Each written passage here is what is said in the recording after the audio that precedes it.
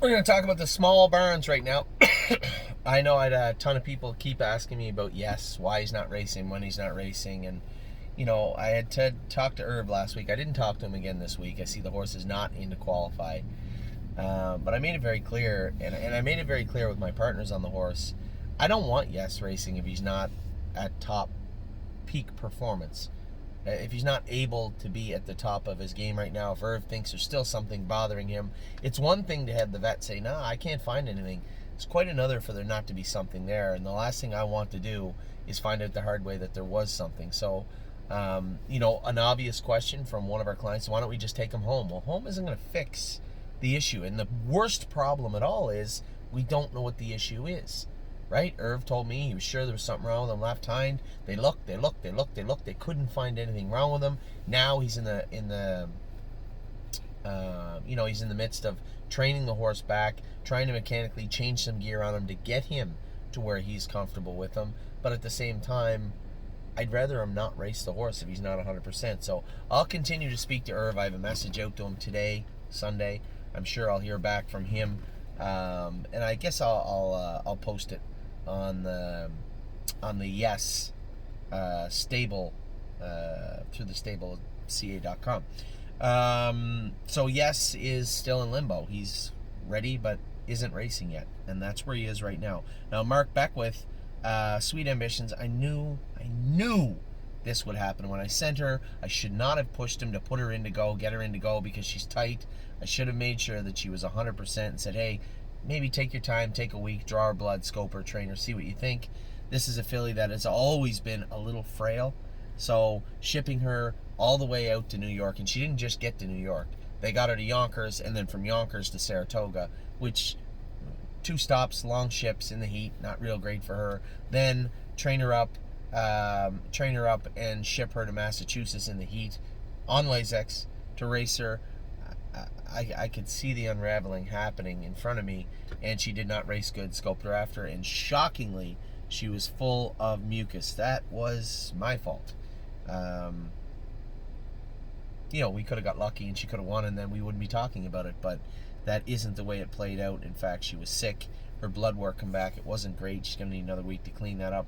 Perfect Record, I guess, when he made the break on Wally Hennessy, spun the knee boot around and rubbed his knee, and it blew up a little bit. So Mark's been looking to get that. He just sent me pictures of it, still a little inflamed. And I told him, if you don't think the horse should race, don't race him. I'm not going to jeopardize the rest of the season for Perfect Record, because if that knee blows up and it gets sore, it's a bugger to get that down right.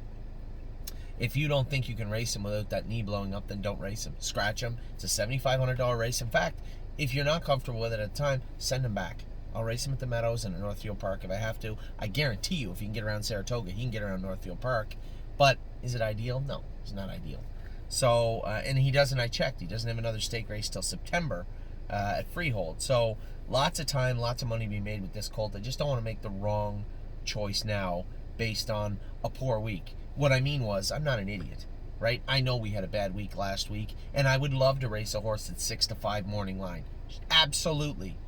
But not to jeopardize the rest of his racing season, or at least the foreseeable future. So I left it up to Mark. If you want to race him, but don't do so because you think that I'm pressuring you. So Admirable made a break and almost spilled the whole field the other day. It wasn't very nice to watch. And I thought I would get a text from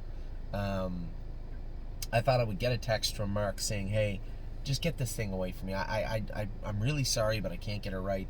Quite the opposite, and Mark understands. Cyrus Blue Chip, he was up front with us and said, I just don't think this is a good horse. So Admirable, she's just a filly, maybe move her. And I agreed with both things he said. He didn't have to say them. He could have milked us for another month or so and did not. So I appreciated that, and the fact that he said, no, So Admirable, I know she's fast. I need to get her right. I don't want to, if you want to take her, fine, but I just feel that, not just an obligation to you, but I feel that I'm right there. I just need to tinker with her a bit more, and I've been there as a trainer. It's a frustrating feeling, but I'm going to give him the latitude. So Admirable is going to stay there, going to qualify this week. He thought he made some gains with some vet work this week, so we'll see. Qualify back with her next week.